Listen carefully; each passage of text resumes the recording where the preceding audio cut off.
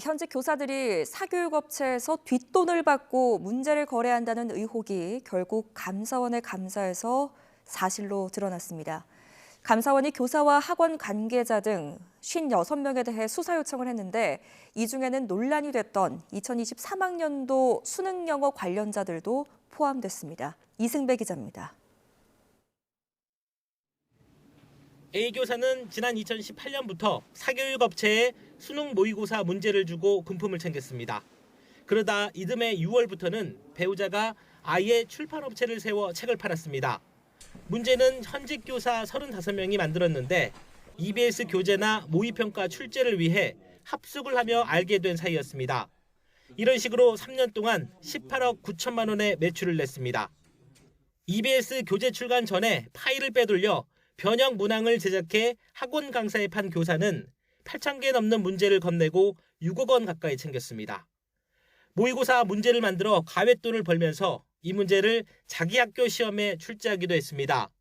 교사 복무 행위를 지도 감독해야 하는 교감도 동문선후배와 함께 문제 제작팀을 꾸려 학원 등에 내다 팔았습니다. 보통 메신저 단체방을 통해 소통했고 일부는 추적이 어려운 텔레그램을 사용한 경우도 있었다고 감사원은 설명했습니다. 판박이 지문 논란으로 시끄러웠던 2023학년도 수능 영어 23번 문제 관련자에 대한 조사 결과도 나왔습니다. 수능에 유명 일타 강사가 낸 지문이 그대로 나와 논란이 불거진 건데 한 대학 교수가 출간을 앞둔 EBS 교재를 감수하면서 봤던 문제를 수능에 무단으로 사용한 것으로 드러났습니다.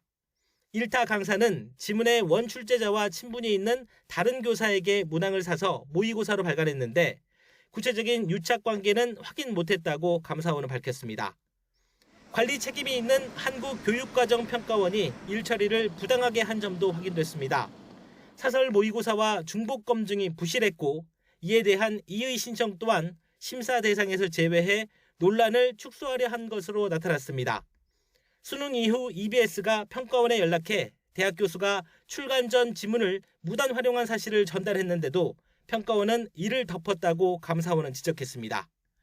감사원은 정확한 유착 관계 확인을 위해 혐의가 확인된 교사와 학원 관계자 등 56명을 경찰에 수사 요청하고 관련 자료를 넘겼습니다.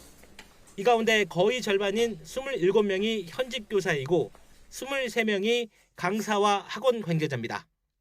신속한 수사가 필요한 사항에 대하여 2024년 2월 7일 등 3차례에 걸쳐 교원, 학원 관계자 등 56명을 청탁금지법 위반, 업무 방해, 배임수 증제 등의 혐의로 경찰에 수사를 요청하였습니다.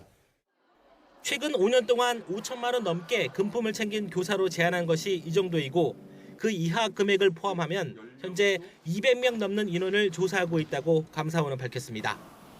YTN 이승배입니다.